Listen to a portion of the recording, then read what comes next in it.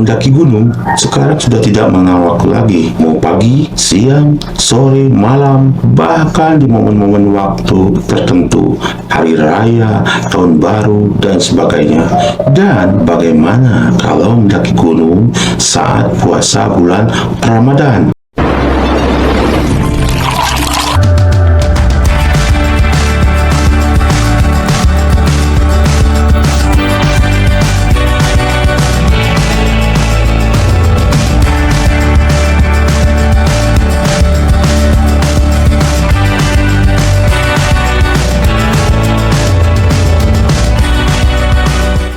Sudah menjadi gaya hidup, bahkan karena mendaki gunung sudah menjadi gaya hidup, itulah sekarang berkegiatan di alam bebas seperti mendaki gunung, hiking, trekking, dan sebagainya tidak ada lagi mengenal waktu.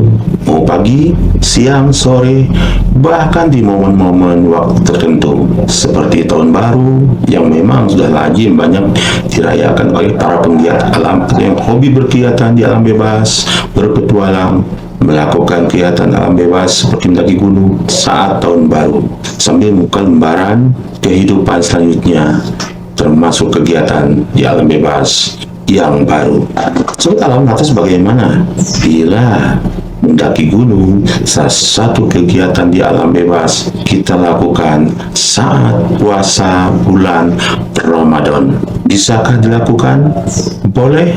Tentu saja bisa, tentu saja boleh. Dan karena puasa bulan Ramadan, kita siang harinya beraktivitas mendaki gunung, bersamaan kita juga melakukan puasa wajib, yaitu puasa bulan Ramadan. Nah, bagaimana caranya agar kegiatan mendaki gunung saat bulan puasa Ramadan bisa dilakukan dengan alih-alih mungkin mengisi waktu olahraga dan sebagainya, tetapi puasanya tidak batal alias tetap dilanjutkan atau dilaksanakan? Mungkin juga ada sebagian para penggiat alam, sahabat alam, pendaki gunung, pencinta alam dan sebagainya ingin mendapatkan suasana baru saat buka puasa, saat sahur di puncak gunung. Dan masalah ritual lainnya mungkin sholat dan amalan-amalan lainnya, saya rasa tetap bisa dilaksanakan selagi sahabat alam mengikuti tip bagaimana mendaki gunung saat puasa di bulan Ramadan.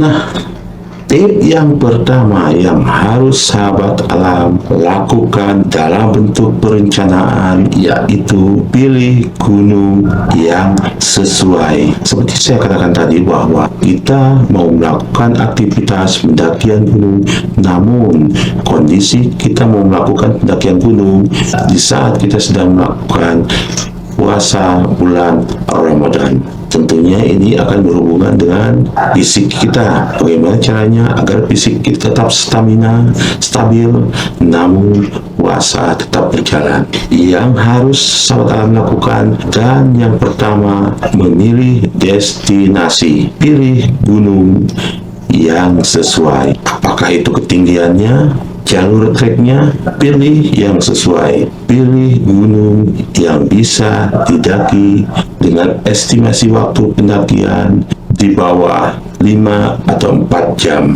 Yang mungkin sahabat alam bila mencari referensi, banyak sekali gunung-gunung khususnya di Pulau Jawa seperti Gunung Andong dan sebagainya yang layak umumnya didaki dengan sistem tektok. Nah, gunung-gunung seperti inilah yang layak sahabat pilih untuk kegiatan mendaki gunung saat puasa bulan Ramadan. Jadi intinya di poin pertama ini adalah jangan lakukan mendaki gunung ke gunung-gunung dengan ketinggian di atas 2000. Ya, sekedar menyalurkan hobi. Saya rasa sah-sah saja kita bisa menyalurkan hobi dan tetap melaksanakan yang wajib yaitu puasa Ramadan. Pilih gunung yang sesuai ketinggiannya dan trek jalur pendakiannya. Tip yang kedua ini kemungkinan sedikit bertentangan dengan tip materi saya di materi-materi sebelumnya, beberapa alasan untuk tidak mendaki gunung di malam hari. Tetapi Untuk tip yang kedua ini, bila sahabat alam ingin melakukan hobi mendaki gunung saat puasa bulan Ramadan, alangkah baiknya bila memang cuaca juga mendukung, tidak hujan, badai atau petir, lakukan mendaki gunung di malam hari. Maka dari itu, ini pun akan berhubungan dengan yang pertama tadi. Tip yang pertama, memilih gunung yang sesuai ketinggiannya di bawah 2000, bahkan mungkin di bawah 1500 misalnya. Yang biasa gunung-gunung itu dilakukan untuk pendakian seperti kegiatan pendakian tektok yang umumnya bisa dijangkau dengan waktu tempuh estimasi 2 atau 3 jam. Dan tentunya dari poin pertama tadi juga sahabat alam sudah memilih dan tahu betul jalur treknya seperti apa. Maka dari itu, dan sahabat alam juga sudah hafal betul jalur treknya. Maka dari itu, layak seharusnya pendakian dilakukan pada saat malam hari. Karena apa? Dalam memilih waktu, sahabat alam juga harus cermat. Sahabat alam bisa memilih waktu pendakian di malam hari. Sebaiknya memang hindari mendaki gunung pada saat pagi, siang hari saat matahari sedang terik-teriknya, karena ini bisa membuat sahabat alam cepat haus dan ingin minum, padahal kan sedang berpuasa. Wajar dong kalau saya rekomendasikan untuk melakukan kegiatan aktivitas mendaki gunung di malam hari. Di trek perjalanan, sahabat alam bebas mengkonsumsi minuman dan makanan selama di perjalanan, bahkan di lokasi camping. Nah, ini tip yang ketiga. Ini jangan salah, ajak teman yang sama-sama sedang berpuasa. Oke, waktu sudah ditentukan malam hari, kan bisa bebas mengkonsumsi makanan dan minuman di perjalanan. Tetapi saat mungkin mau sahur, kalau kita sama-sama sedang berpuasa, ada toleransi, ada kerjasama, ada solidaritas. Jangan sampai tidak ada yang peduli, mungkin kita kesiangan sahurnya dan sebagainya. Ya, memang sebaiknya ajak sahabat alam yang berpuasa juga. Jadi perjuangannya tuh, rasa solidaritasnya juga akan sama. Karena jika teman pendakian sahabat alam tidak berpuasa, malah bisa menjadi godaan yang berat saat perjalanan nantinya. Bahkan di base camp, seperti saya bilang tadi, dia tidak ada sikap toleransi untuk mungkin membangunkan untuk sahur, mungkin untuk sama-sama makan sahur. Alangkah baiknya bila sahabat melakukan pendakian bersama sahabat alam lainnya yang sama-sama berpuasa, makan sahur bersama di puncak gunung sambil melihat pemandangan city light. Indah bukan? Tip yang keempat, jangan lupa ini berhubungan dengan logistik makanan atau minuman. Saya sarankan sahabat alam untuk membawa bentuk makanan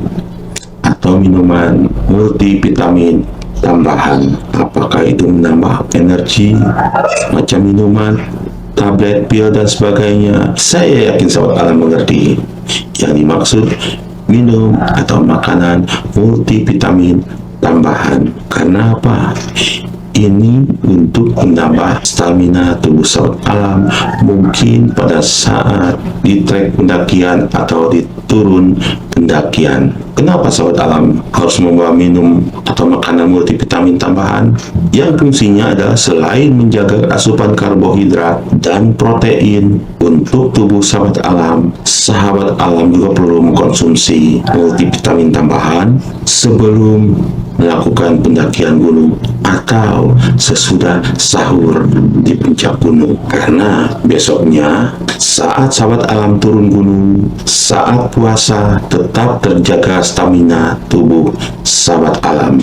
Tip yang kelima, ini tip yang terakhir untuk sahabat alam yang akan melakukan kegiatan mendaki gunung saat puasa bulan Ramadan. Bawa logistik yang efektif dan efisien. Sobat Alam, persiapan sebelum mendaki adalah hal dasar dan wajib sahabat alam lakukan. Perencanaan logistik dari mulai perlengkapan sampai logistik konsumsi perhitungkan matang-matang. Sobat alam harus memilih dan memilah barang apa saja yang akan dibawa, dan paling penting logistik apa saja yang akan sahabat alam bawa harus sesuai perhitungan, karena ini akan menyangkut kondisi fisik atau stamina sahabat alam.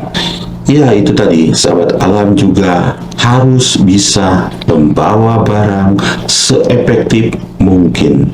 Jadi, kesimpulannya dari kelima tip tadi, boleh kita melakukan aktivitas berpetualang di alam bebas seperti mendaki gunung, hiking, trekking, dan sebagainya, yang tentunya sahabat alam harus menerapkan kelima tip tadi.